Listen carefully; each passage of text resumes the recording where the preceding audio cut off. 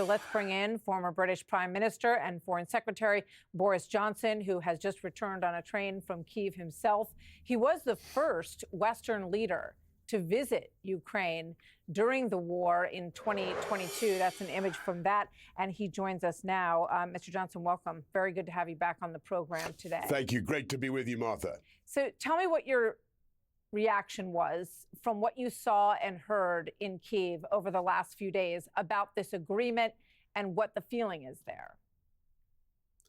I found the population in Ukraine absolutely determined to fight on and to win. And, you know, I think of all the lies that are currently being told about the war, the origins of the war, one of the most egregious is the idea that Putin is somehow winning or is fated to win. I can tell you Putin is having a terrible time.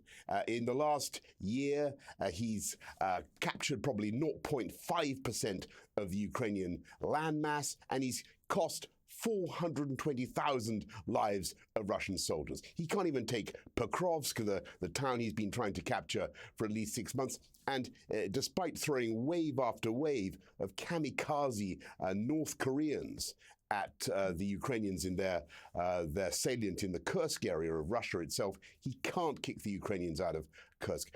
Putin is not winning, and it's very, very important that people understand. The Ukrainians are determined to fight on, and yeah, look, they're looking at this, and they're determined to win. They're looking at this proposal from the US, and actually, I think the resources deal, and a lot of people say, oh, it's rapacious, it's extortionate, the US is getting too much. But I think it's a good deal for both sides.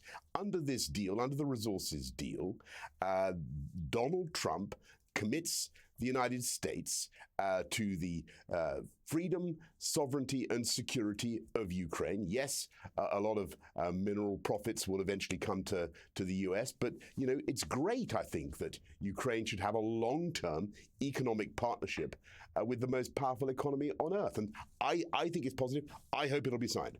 Okay, I know you say that you have seen the very latest version of this agreement that we understand is close to being signed. Is that correct? Martha, I can't tell you whether I've seen the very latest version. I've been on a train out of Ukraine for a long time. I've seen quite a recent version. I think the one that went through to President Zelensky on the morning of the anniversary.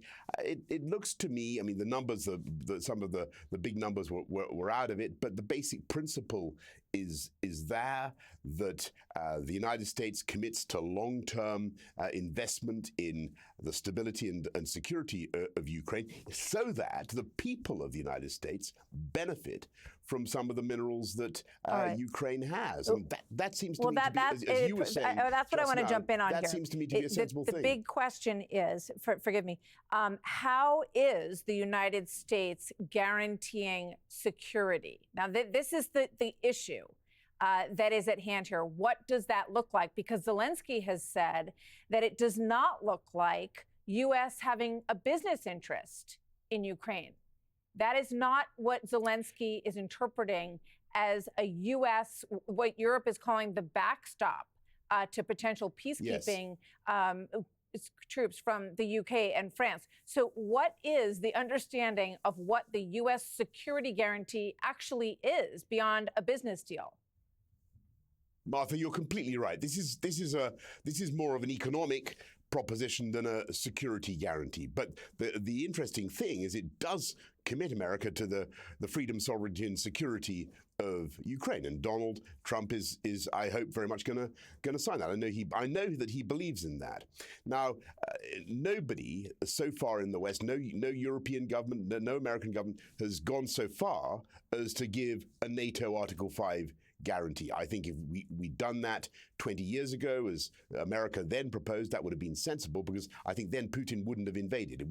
This problem would never have occurred. But it's too late for that now. Yeah. So what is going to happen, I think, is that the deal will be done. I hope the deal will be done on the economic side, on the partnership on resources, but that this will be underpinned by and supported by a European deterrence force, if you like, Martha, led by the Brits and the French, because we're the two countries that let Ukraine down in that 1994 Budapest memorandum with the United States. Yes. We said to Ukraine, you give up your nuclear weapons, we'll defend you against attack, right? We didn't do that, and shame on us.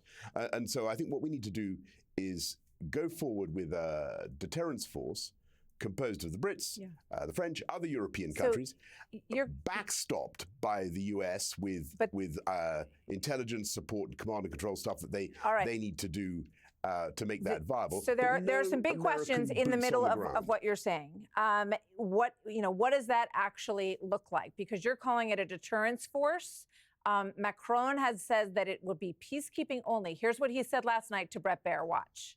We are ready to send troops, not to go to the front line, not to go in confrontation, but to be, in some locations, being defined by the treaty, as a presence to maintain this peace and our collective credibility with the US backup and the US backstop. Now, did you talk about that today? Yeah, the US and President part Trump spoke very clearly about that. So we could not find anywhere in President Trump's recent comments where he defines or commits to this U.S. backstop idea beyond a U.S. business interest in Ukraine. And this is a serious sticking point to all of this, right? Well, let's see. I'm not certain that it is a sticking point. And I think that what Emmanuel Macron and I are talking about is fundamentally the same thing. We're not talking about a big fighting force.